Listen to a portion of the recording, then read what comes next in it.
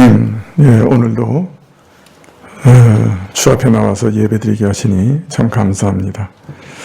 저희 발걸음을 인도하시고 또 저희로 인터넷을 통해서라도 주 앞에 나오게 하신 분은 다 하나님이십니다. 하나님께서 저희 발걸음을 인도하셨고 또 오늘 주 앞에 나왔사온데 저희가 주께 합당한 예배를 드리게 하옵소서. 마음으로, 온 마음으로, 참된 믿음으로 하나님께 의지하면서 내 영혼을 주님께 맡기고 세상이나 또 나 자신이나 내가 가진 그 어떤 것에도 의지하지 않고 오직 하나님 한 분만 의지하면서 하나님만이 세상의 유일한 신이요 참된 주관자이신 것을 믿고 의탁하면서 주님 앞에 나와 찬양하고 예배드리고 마음으로 절하는 것이 진정한 예배인 줄 아오니 우리에게 그런 믿음을 주시옵소서. 오직 하나님 한 분만 의지하면서 하나님만 높이면서 엎드려 경배하게 하옵소서. 또 주님 말씀을 통해 저에게 가르치실 때 그 말씀을 믿음으로 화합할 수 있도록 은혜 내려 주시옵소서. 참 하나님, 저희는 저희 자신이 생각하는 것보다 더 완악하고 저희 자신이 깨닫는 것보다 더 부패했고 저희는 저희 자신을 높이 평가할 때가 많사오나 사실은 참 비천합니다. 말씀을 그래서 들을 때도 그 말씀이 무슨 뜻인지 귓가에는 맴도나 심령까지 참으로 깨닫고 믿기 어려우며 믿는 것 같아도 사실 행실로는 삶으로는 전혀 반응하지 못할 때가 많습니다. 그저 듣고 좋습니다, 옳습니다 하지만은 저희 다리와 몸은 몹시 무거워서 순복하지 못할 때가 너무나 많습니다.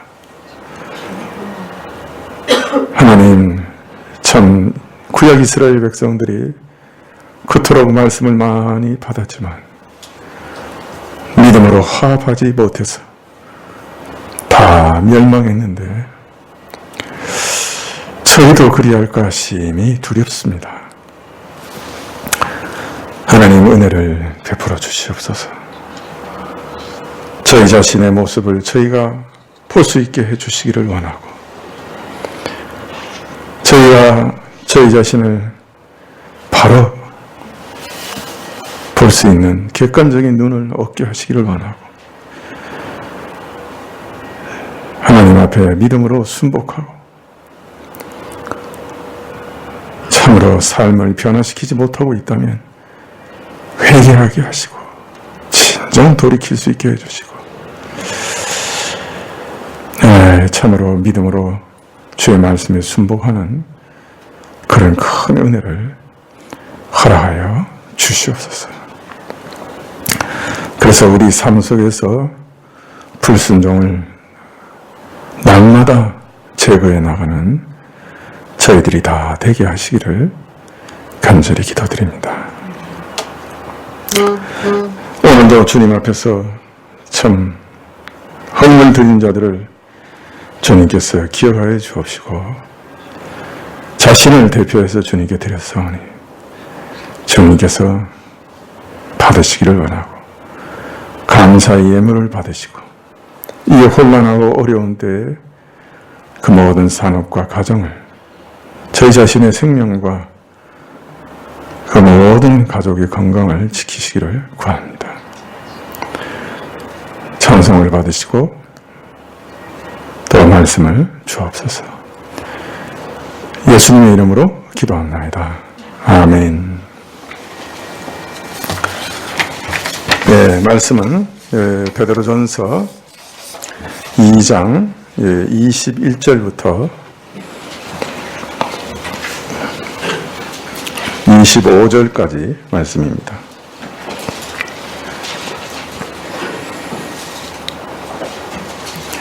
베드로전서 2장 21절부터 25절까지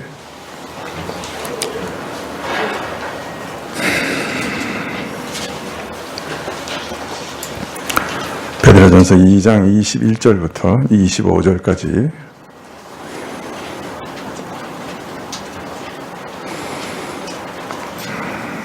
찾으신 줄 알고 봉독하겠습니다. 이를 위하여 너희가 부르심을 입었으니 그리스도도 너희를 위하여 고난을 받으사 너희에게 본을 끼쳐 그 자취를 따라오게 하려 하셨느니라. 저는 죄를 범치 아니하시고 그 입에 괴사도 없으시며 욕을 받으시되 대신 욕하지 아니하시고 고난을 받으시되 위협하지 아니하시고 오직 공의로 심판하는 자에게 부탁하시며 친히 나무에 달려 그 몸으로 우리 죄를 담당하셨으니 이는 우리로 죄에 대하여 죽고 의에 대하여 살게 하려 하심이라. 저가 채찍에 맞음으로 너희는 나음을 얻었나니 너희가 전에는 양과 같이 길을 잃었더니 이제는 너희 영혼의 목자와 감독 되신 이에게 돌아왔나니라. 아멘.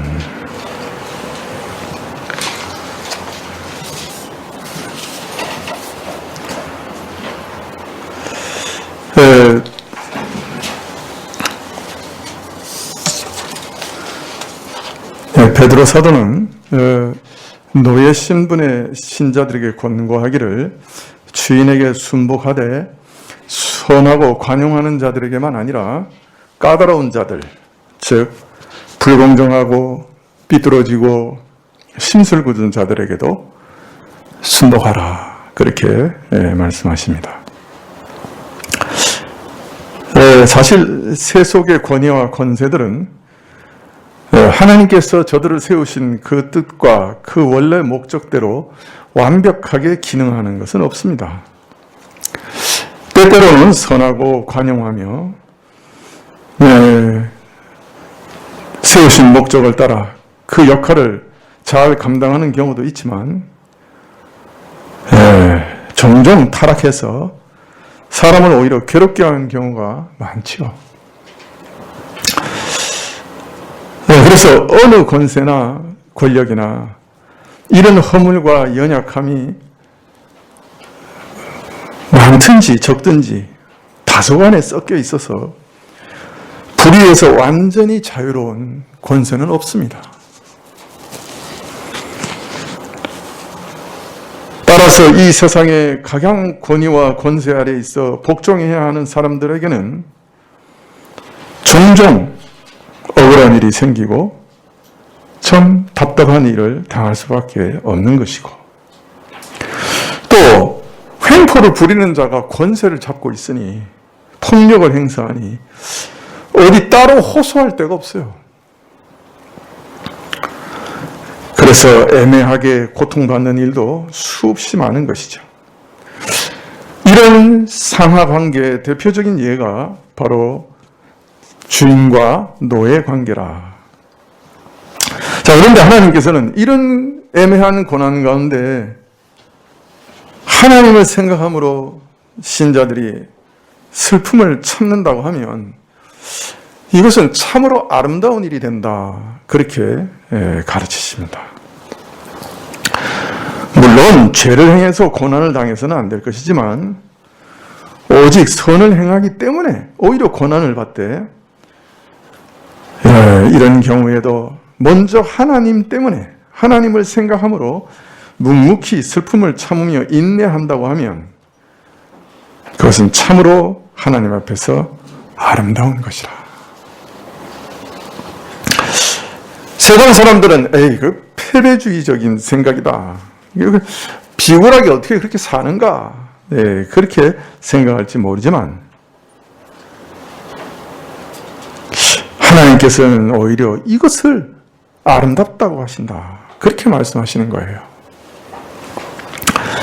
부당하고 억울하게 당하는 어려움과 핍박과 고난 중에도 오직 하나님의 선한 뜻만을 생각하고 이 가운데 내가 어떻게 행하는 것이 하나님 기뻐하시는가 그것만 생각하고 마음을 가누며 상대방이야 내게 어떻게 하든지 나는 오직 하나님께서 기뻐하시는 뜻을 따를 것이고 그 뜻에 순종하리라 고 생각하며 살아가는 그 자세가, 그 모습이 하나님 보시기에 참 아름다운 일이라. 성령이 아니면 할 수 없는 일이라. 그래서 하나님 귀하게 보시고 아름답다 보신다.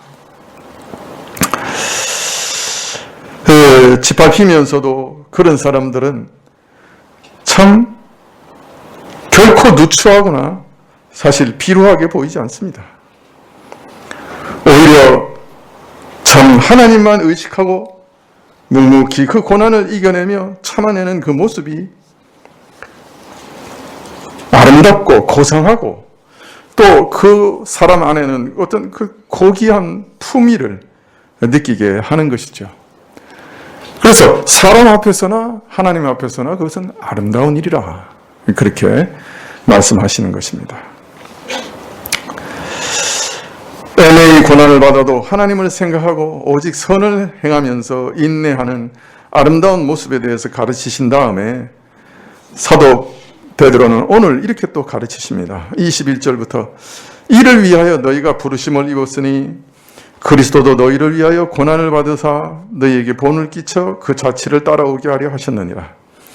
저는 죄를 범치 아니하시고 그 입에 괴사도 없으시며 욕을 받으시되 대신 욕하지 아니하시고 고난을 받으시되 위협하지 아니하시고 오직 공의로 심판하시는 자에게 부탁하시며 친히 나무에 달려 그 몸으로 우리 죄를 담당하셨으니 이는 우리로 죄에 대하여 죽고 의에 대하여 살게 하려 하심이라. 저가 채찍에 맞음으로 너희는 나음을 얻었나니 너희가 전에는 양과 같이 길을 잃었더니 이제는 너희 영혼의 목자와 감독 되신 이에게 돌아왔느니라. 성경을 강의하다 보면 참 여러 가지 어려움에 부딪히게 되는데요. 어떤 경우에는 이 강의할 본문을 아무리 읽어봐도 제 자신에게 은혜가 없어요. 제 자신에게 오는 메시지가 없는 거예요. 그 본문에서. 그래서 뭘 설교해야 되나 당혹스러울 때가 있습니다. 그런 경우에는 말씀에서 마치 마른 수건을 짜는 것처럼 본문에서 메시지와 은혜를 짜내려고 하는 참 어리석은 저를 보게 되죠. 또 어떤 경우에는 본문에서 주어지는 생각과 메시지가 너무 많아서 너무 넘쳐나서 이거 도대체 어떤 것을 전해야 되는가? 하나님께서 어떤 것을 지금 전하라고 하시는가? 취사 선택하는 것이 어려워서 곤혹스러울 때가 있습니다. 그것도 결코 쉽지 않아요. 이게 짧은 시간에 더 정확하게 메시지를 전달해야 되기 때문에. 근데 또 어떤 경우에 어려운 것이 있나 하면은 말씀하시는 바가 너무 영광스럽고 장엄해서 이게 마치 설교하는 것이 알프스를 사진 한 장에 담아서 그 장엄함과 아름다움을 전달하려고 하는 그런 부질없는 일같이 느껴지는 거예요. 우선 인간 언어의 한계를 절감하게 되는 것이죠. 특히 저같이 언어 구사력이 별반인 사람들에게는 더욱 그렇죠. 오늘 우리가 읽은 이 21절부터 24절 말씀이 그와 같은 경우입니다. 오늘 같은 본문을 강해하려고 하면 마치 꽃잎 하나하나를 떼어 그 잎의 색깔과 감촉과 구성 성분을 논하다가 그 꽃 자체가 가진 아름다운 품위, 그 향기를 전달하지 못하는 그런 일이 일어날까 봐 염려가 되는 것이죠. 오늘 같은 본문은 한 절 한 절 설명하는 것보다 작은 음성으로 노래하듯이 읊으면서 이 말씀 안에 담긴 주의 그 어떤 면에서 영광스러움, 그 참 특이하고 현란한 아름다움을 우리 신자들 개인이 느껴보는 것이 더 좋을지 모르겠어요. 잠잠히 그냥 이렇게 자꾸 이렇게 작은 소리로 읊으면서 읽어보시면 좋을 것 같아요. 그러면 우리 인생과 우리 생각과 너무나 다른, 우리는 상상할 수도 없는 그런 하나님의 영광을, 그의 아주 특별한 성품들을 우리가 거기서 보게 됩니다. 참 하나님이 창조하신 장엄한 그 산맥과 산과 강을 보는 것 같이, 하나님이 창조하신 그 아름답고 향기로운 꽃을 보는 것처럼 그보다 더 장엄하고 더 향기로운 하나님이 누구신가 하는 것을 이게 보고 냄새 맡을 수 있는 것이에요. 자, 이 구절들을 작은 음성으로 읊조리다 보면 우리말 성경에서도 마치 시를 내가 읊는 것 같은 자연스러운 어떤 흐름을 느낄 수 있습니다. 헬라어에서도 마찬가지인데요. 그래서 학자들은 이 구절들이 초대교회 찬송의 일부였을 것이다, 이렇게 생각하시는 분들도 있어요. 근데 어쩌면 이렇게 생각하는 것이 일면 당연하다고 하겠어요. 왜냐하면 베드로 사도는 지금 예수님께서 고난당하신 일을 이렇게 말하면서 구약 이사야 선지자의 시를 그대로 많이 인용하고 있어요. 그러니까 이사야 53장의 고난받는 종에 대한 예언시를 이렇게 쭉 인용하고 있는 거예요. 그렇기 때문에 예수님이 당하신 고난을 이사야의 시를 인용해서 지금 묘사하고 있으니 그 시를 읽는 것 같은 느낌이 드는 것은 너무나 당연하다고 하겠죠.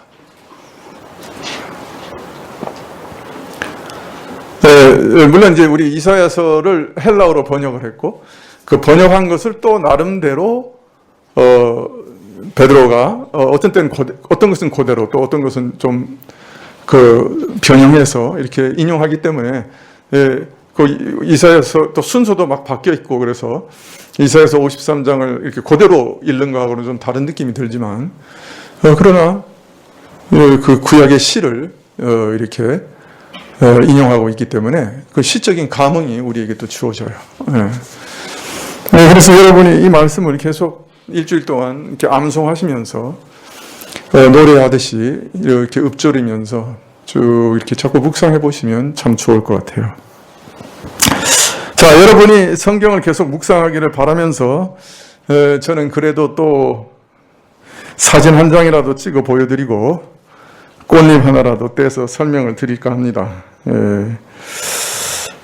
먼저 사도는 21절에 이를 위하여 너희가 부르심을 입었으니 라고 말씀하십니다.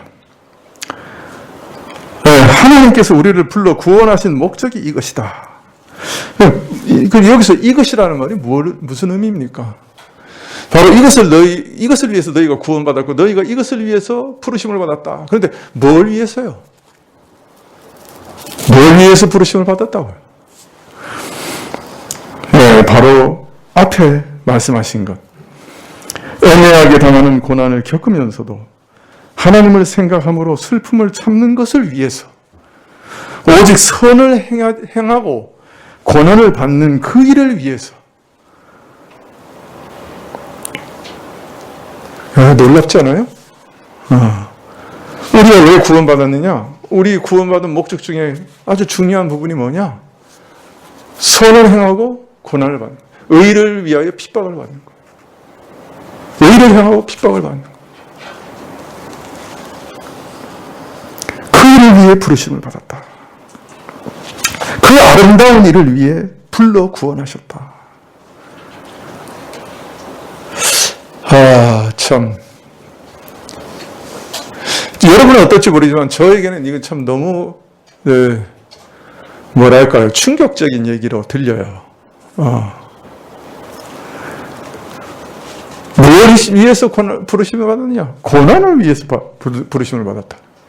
부당한 학대를 당하는 일을 위해서, 그리고 그러면서도 참는 일을 위해서 부르심을 받았다. 옳은 일을 하고서도 매를 맞고 참는 일을 위해서 부르심을 받았다는 거예요.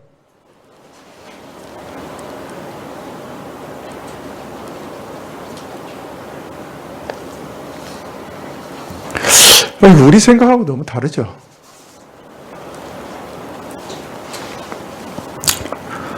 더 중요하고 놀라운 일은 이런 삶의 본을 그리스도께서 보이셨다. 또 그렇게 얘기하시는 거예요. 2장 21절 하반절에 그리스도도 너희를 위하여 고난을 받으사 너희에게 본을 끼쳐 그 자취를 따라오게 하려 하셨느니라. 이 말씀에 두 가지 장엄한 주제가 나옵니다. 하나는 그리스도께서 모든 신자들의 구원을 위하여 고난을 받으셨다 하는 주제고, 또 놀라운 주제는 그리스도께서 우리 신자들이 이 땅에서 그대로 따라 살아야 할 본보기시다 하는 주제입니다. 그리고 이 두 주제는 서로 밀접하게 얽혀 있습니다. 먼저 예수님께서는 우리 모든 죄인들을 위하여 우리를 구원하시기 위해서 고난을 받으셨다 그렇게 말합니다. 그가 나 같은 죄인을 위해서 나를 심판해서 하나님의 진노에서 구원하시기 위해서 나 대신 내가 받아야 할 모든 하나님의 진노와 심판, 지옥의 그 불 가운데 심판을 대신 받으셨어요. 그래서 그는 십자가에서 하나님이신데 6시간을 견디지 못하고 죽으셨어요. 불지옥의 그 목마름을 경험하시면서 내가 목마르다 외치셨어요. 우리가 믿고 따르는 예수님께서 이처럼 자기를 위해 살지 않으셨어요. 참 비천한, 자기를 반역하는, 자기를 모욕하고 욕하고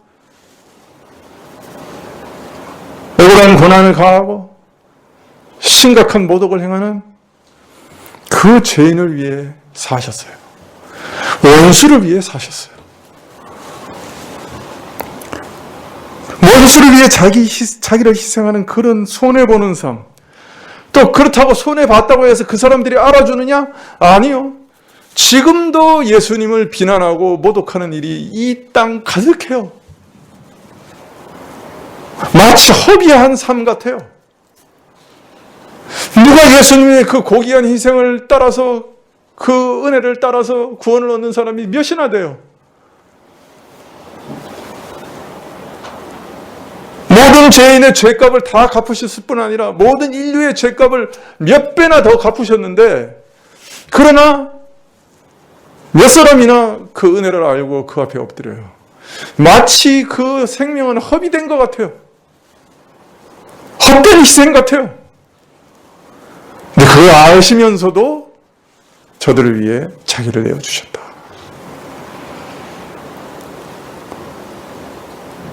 그런 엄청난 희생을 하셨지만 여전히 자기를 모독하고 원수시하는 자들을 위해 자기를 내어놓으셨다. 심지어는 그런 은혜를 알고 믿는다고 하면서도 끊임없이 범죄하며 하나님을 진노케 하는 자들을 위해서 자기를 내어놓으셨다. 그렇게 말씀하세요. 자, 그런데 이렇게 사신 것은 그저 예수님 혼자 그렇게 살기 위해서가 아니라, 예수님 홀로 그렇게 사시는 것 때문이 아니라, 이제 그를 믿고 따르는 우리 모든 신자들이 본받아야 할 모범으로 그렇게 하셨다. 그렇게 말합니다.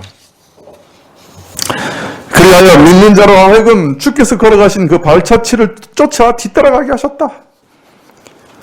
예수님께서는 우리 삶의 모범이세요. 본보기세요. 그래서 우리가 이럴 때 어떻게 살아야 되지? 내가 이 일을 어떻게 반응해야지 하는지, 내가 이걸 어떻게 결정해야지? 그럴 때 누구를 보면 돼요? 예수님을 보면 돼요. 예수님이 모범이에요. 예수님의 삶의 발자취를 우리가 따라가야 돼요. 본보기예요. 예수님만이 유일한 본이에요. 참 진리시고 길이요 생명이세요. 따라서 우리는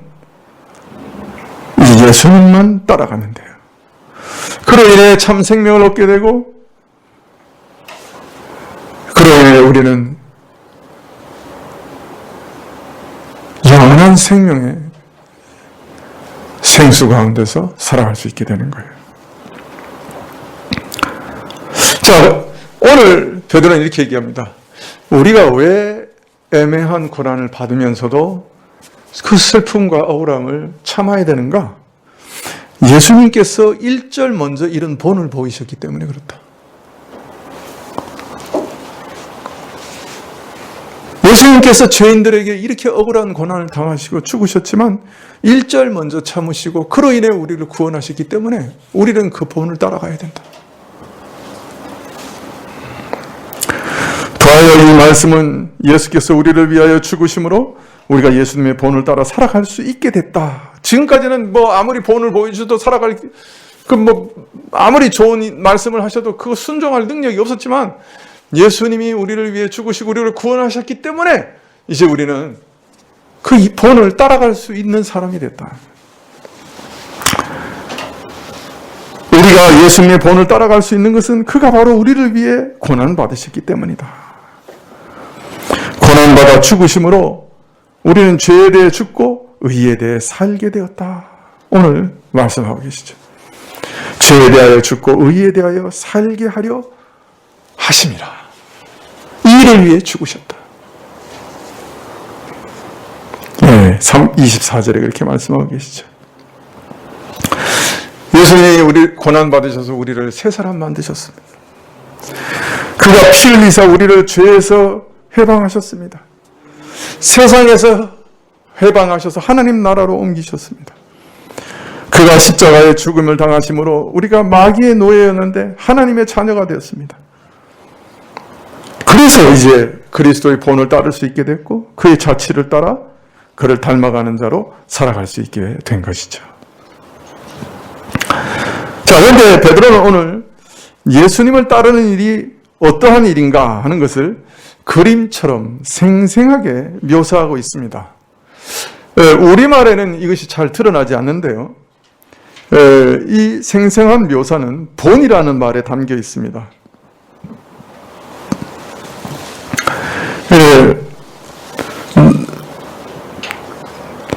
그리스도께서 너희를 위하여 고난을 받으사 너희에게 본을 끼쳐 이렇게 되어 있죠. 여기서 본이라 말은 습자판이라는 의미입니다. 습자판. 이렇게 말이 좀 어렵죠. 여러분, 저희 때는 그런 거 있었는데요.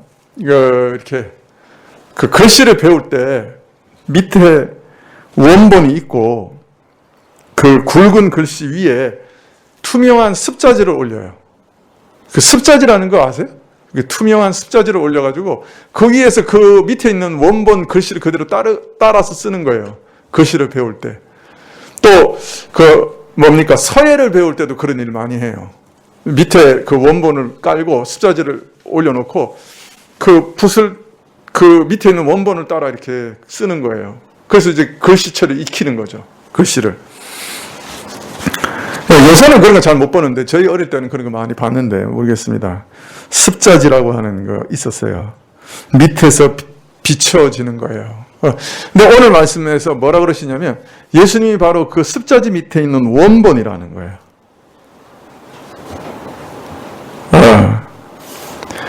그래서 우리는 밑에서 비춰지는 그 본을 따라 글씨를 써내려가는 자와 같다는 거예요.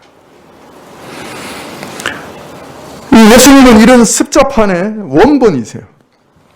습자지 밑에 원본이 우리 예수님이에요. 따라서 우리는 예수님의 굵고 뚜렷한 모범을 따라 그 위에 우리 인생을 써내려가야 하는 자들인 것이죠. 또 오늘 그 자취를 따라 살게 하셨다 하는 말은 그 오솔길을 얘기해요. 그 등산을 해보신 분들은 알겠지만은 등산할 때 제일 중요한 게 길을 잃지 않는 거죠. 어떤 때는 이정표가 이렇게 있는데 어떤 때는 이정표도 없어요. 그러면 어떻게 합니까? 사람이 좀 지나다녀서 난 자국들이 있어요. 그죠? 그 자국들을 쫓아가는 거예요.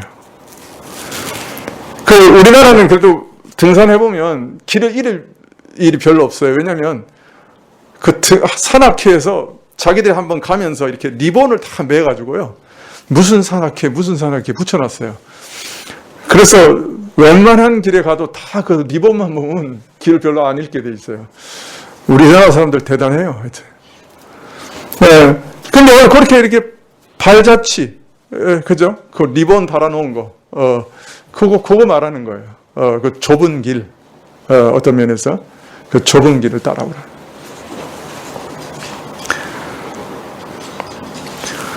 예수님께서 바로 그 좁은 길로 가셨어요.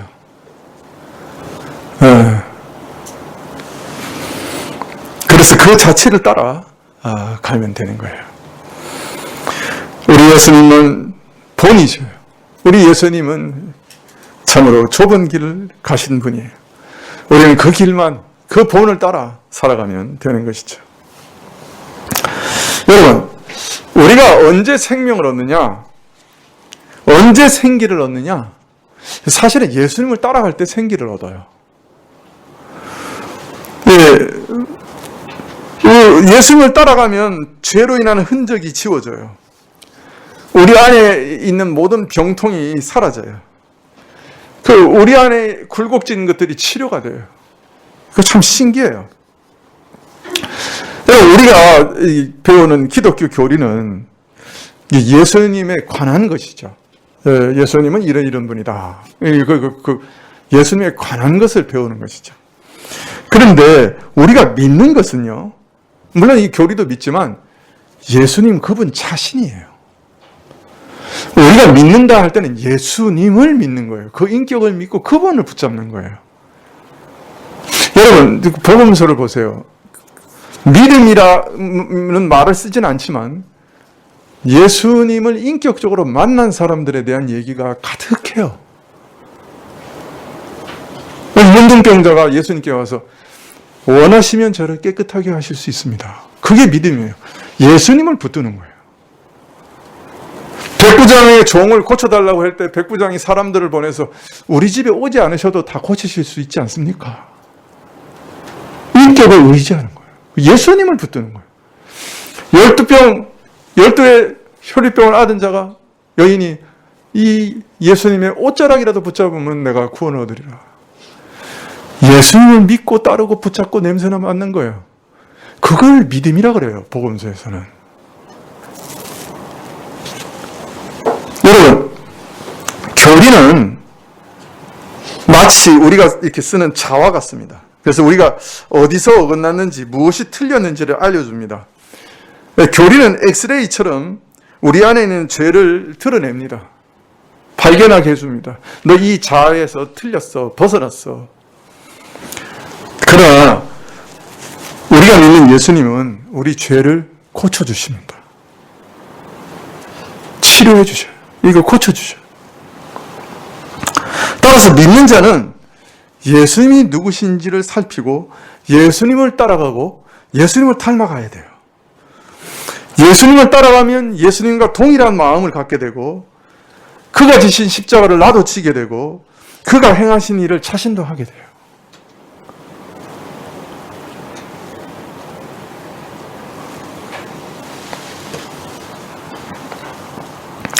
그런데 불행한 일은 많은 목사들이, 많은 신학자들이, 많은 신자들이 이 교리는 아는데 예수님을 따르진 않아요.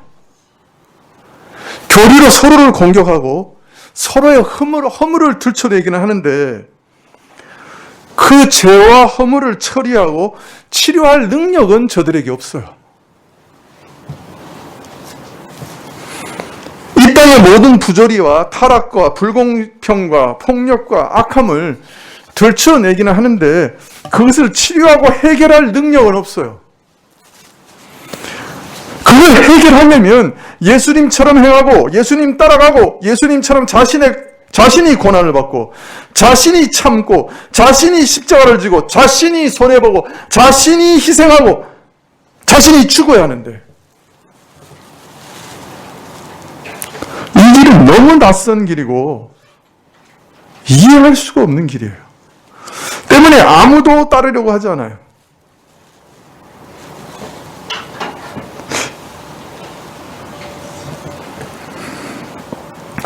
이를 위해서 예수님이 가신 그 고난의 길을 따라가기 위해 우리를 부르셨다. 이것이 무슨 말씀인지 너무 낯설어서 들어도 무슨 의미인지 마음에 잘 와닿지가 않아요.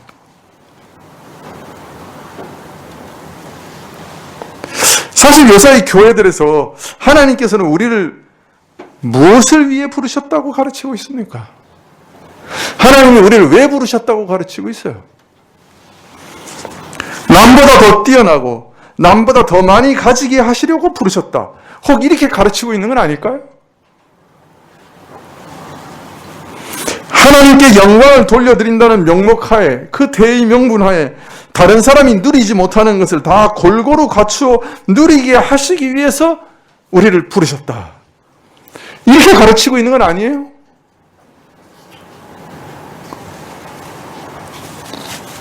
물론 우리의 필요를 구하라고 하셨어요. 이런 것이 너에게 필요한지 하나님께서 다 아신다고 하셨어요. 그러나 우리가 항상 우리가 살아가기에 필요한 그것만 구합니까? 아니죠. 내가 필요한 것을 구하는데 지나쳐서 남보다 더 잘되고 남보다 더 높아지고 남보다 더 많이 가지려는 우리 욕심으로 구하는 경우가 얼마나 많습니까? 그리고 교회가, 우리 하나님께서는 우리의 이런 욕심을 다 채워주신다. 그렇게 선전하고 가르쳐서 사람들을 유혹한 것, 그거 사실 아닌가요?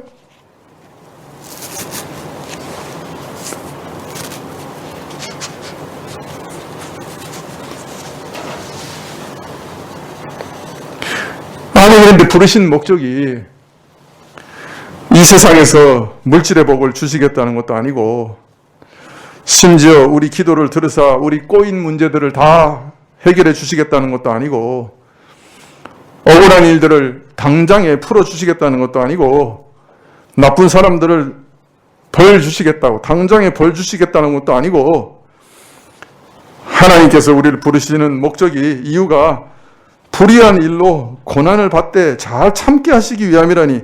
아니, 이거 자다가 봉창 두드리는 이런 소리가 어디 있어요? 이거 완전히 자다가 봉창 두드리는 소리라.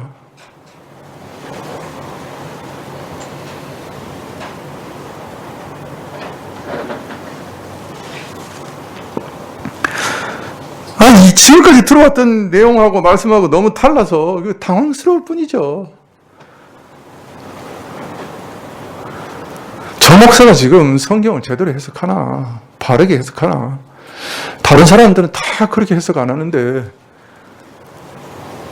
지금 제대로 해석하고 있는가? 그런 의문이 들죠.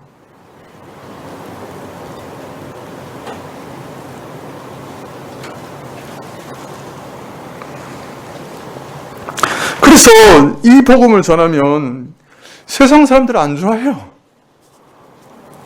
이해할 수도 없어요.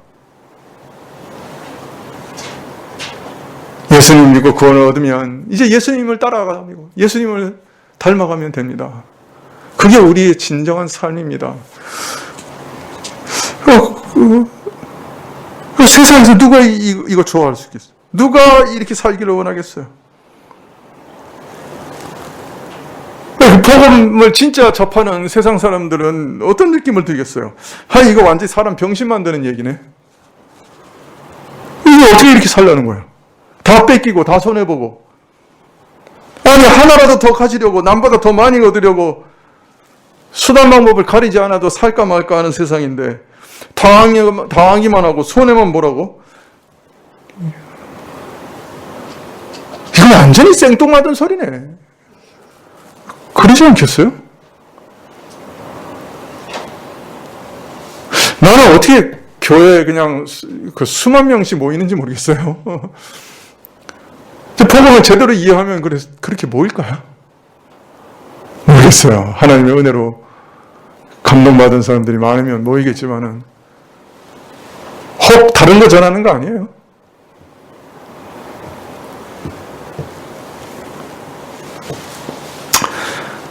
여러분, 우리가 다 이런 생각 들어요. 그렇잖아요? 이 말씀 들으면. 자, 그러나 우리는 좀 다르게 살아야 되지 않겠어요?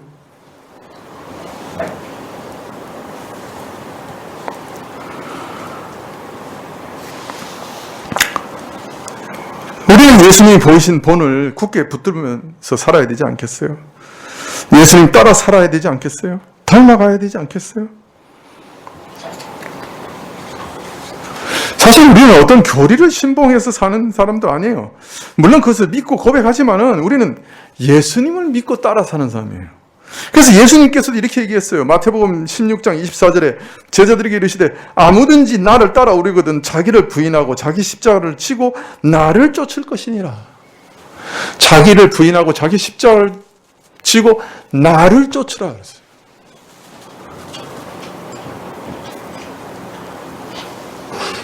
자기를 죽이고 자기 십자가를 지고. 목사부터 이렇게 살기 싫은데 이거 설교하겠어요? 죽어도 싫은데 왜 내가 손해보고 살아요? 왜 자기 희생하면서 살아요? 왜 내 삶을 허비하면서 사냐고요? 왜 억울한 일을 당하면 참고 왜 남을 위해서 희생하는 삶을 내가 살아야 되냐고요? 살기 싫으니까 이런 설교 할 수가 없죠.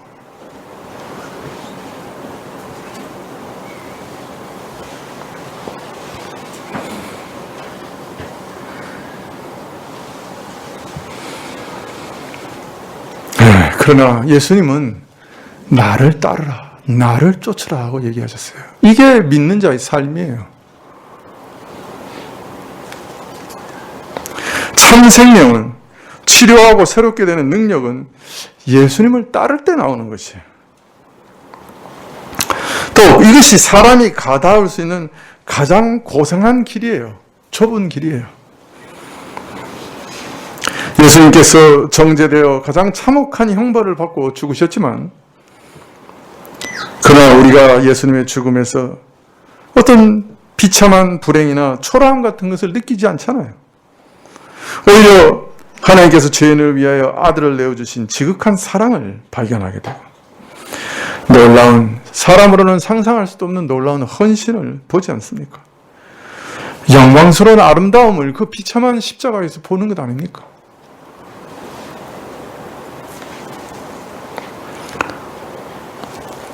우리 앞에는 넓은 길과 좁은 길이 놓여 있습니다. 넓은 길은 이렇게 얘기합니다. 예수님 믿으면 세상의 모든 좋은 것 다 얻을 수 있다. 기도하면 부자 되고 병 낫고 모든 고난에서 즉각 건져주시고, 다만 믿음이 없어서 그런 거 못 얻는 거지, 기도 열심히 안 해서 못 얻는 거지, 열심히 딱 하면 만사형통이고 다 잘 되고 다 좋다, 이런 길이 있습니다. 또 하나는 길은 이렇게 얘기합니다.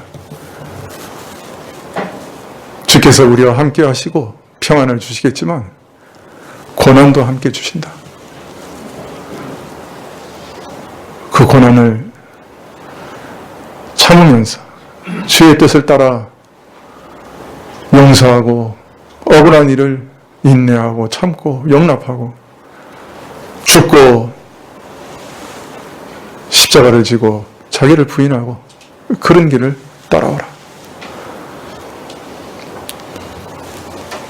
우리 앞에서는 그 두 가지 길을 늘 보게 됩니다.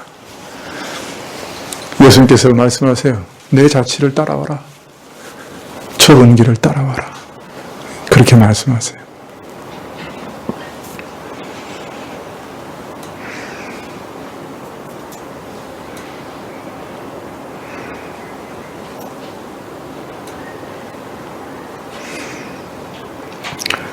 기도하시겠습니다.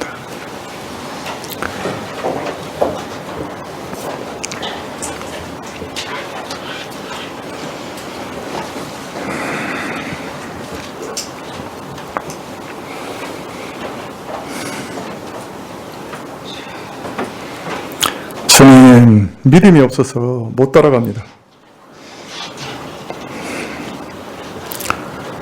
억울해서 못 따라갑니다. 내 생각하고는 너무 달라서 받아들일 수가 없습니다.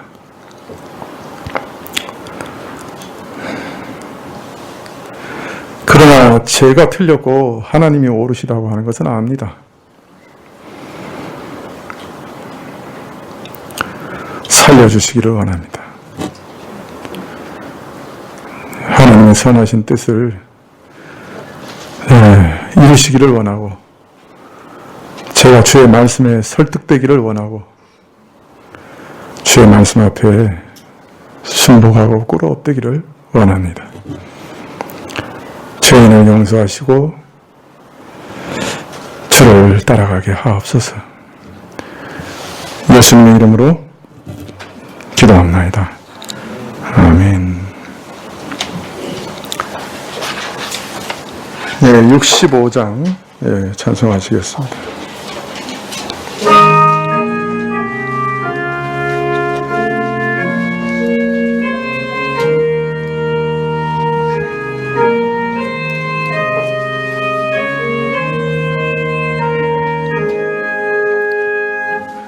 생명의 빛 주 예수여, 잠들기 전에 비오며 밤이나 또 한낮이나 주님만 바라봅니다.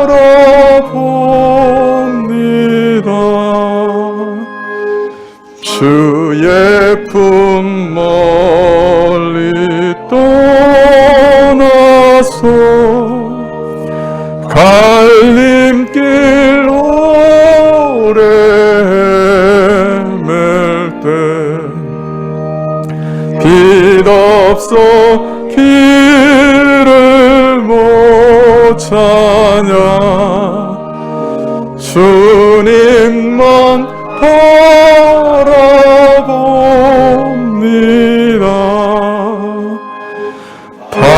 밝으신 주의 참빛이 어두운 그늘 헤치고 내 갈 길 환히 비칠 때 주님만 바라봅니다.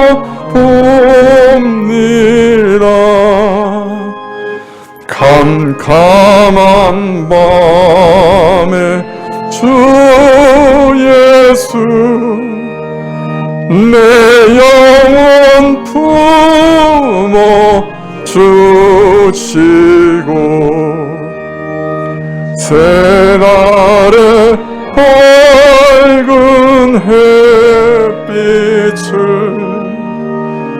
또다시 보게 하소서. 4절입니다. 캄캄한 밤에 주 예수 내 영혼 품어 주시고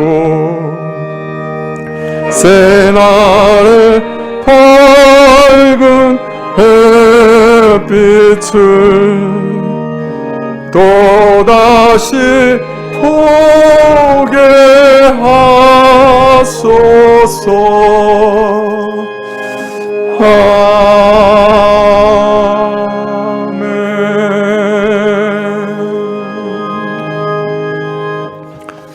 아멘. 네, 기도하시겠습니다.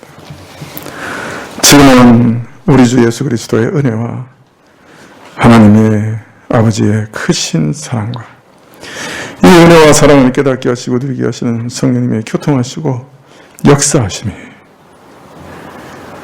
그리스도의 본을 따라 고난의 길을 가고자 결심하며 머리 숙인 주 백성들 위해 지금부터 영원까지 함께 계실지어다. 아멘.